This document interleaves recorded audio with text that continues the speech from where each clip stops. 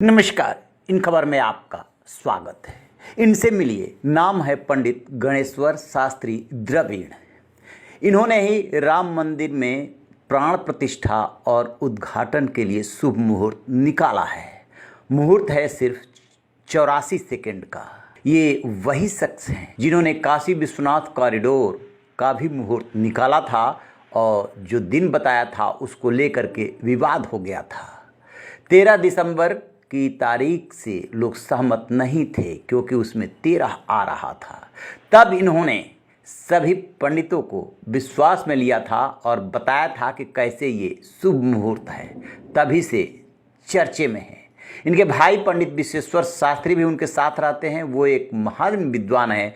दोनों भाई मिल करके ये मुहूर्त निकालते हैं। पंडित गणेश्वर शास्त्री के अनुसार 22 जनवरी सबसे उत्तम दिन है। इस दिन किसी भी समय अनिष्ट करने वाले 5 बाणों, रोग बाण, मृत्यु बाण, शासन बाण, चोर बाण और अग्नि बाण का कोई प्रभाव नहीं होगा। ये पांचों बाण अपने नाम के अनुरूप ही प्रभाव छोड़ते हैं।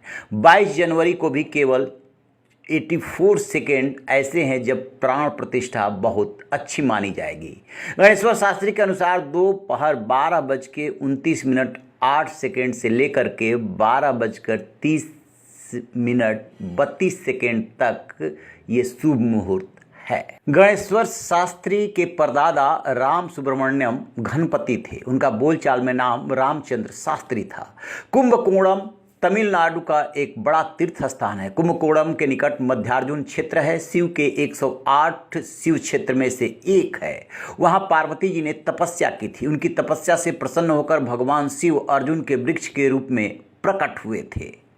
इस क्षेत्र के पास ही तिरुविसनल्लूर नाम की एक जगह है। वहाँ एक महापुरुष श्रीधर स्वामी अय्यवत थे। वह आज भी वार्षिक मेला लगता है।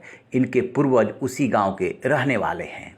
परदादा के पिता का नाम बेंटकर शेषाद्री था। उनके पुत्र राम सुब्रमण्यम घनपति थे। 200 वर्ष पूर्व दक्षिण भारत में कृष्णैया यजुर्वेद के 2 प्रमाणिक शीर्ष विद्वान थे। एक है राम सुब्रमण्यम घनपति और दूसरे हैं मुत्तु घनपति। आज दक्षिण भारत में कृष्ण यजुर्वेद के सभी विद्वान इन्हीं दोनों विद्वानों की परंपरा से आते हैं। ऐसा कोई और नहीं था जो बहुत बड़ा विद्वान हो और सबको पढ़ाता भी हो। राम सुब्रमण्यम घनपति और शेष जात वल्लभ की उपाधि मिली थी। वहाँ से वे पैदल चल करके प्रयाग आए। उस गांव से उन्होंने गंगा जल लिया और पैदल ही रामेश्वर की ओर चल दिए। भगवान रामेश्वर को गंगा जल अर्पित किया। फिर वहाँ से रामपुल की रेत लेकर काशी आए। 6 माह में पैदल चल करके आए थे और यहीं के हो करके रह गए थे।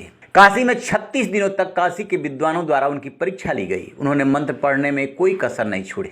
यही पहचान हुई कि वो बहुत बड़े विद्वान थे। वह मणिकर्णिका घाट के पास रहते थे। बिना मांगे जो भी मिल जाता था उसी से गुजारा करते थे। कृष्ण मणिकर्णिका घाट पर पूरे दिन यजुर्वेद के घनपारायण और विष्णु सहस्त्र नाम का पाठ करते थे। गणेश्वर शास्त्री के पिता का नाम राजेश्वर शास्त्री है।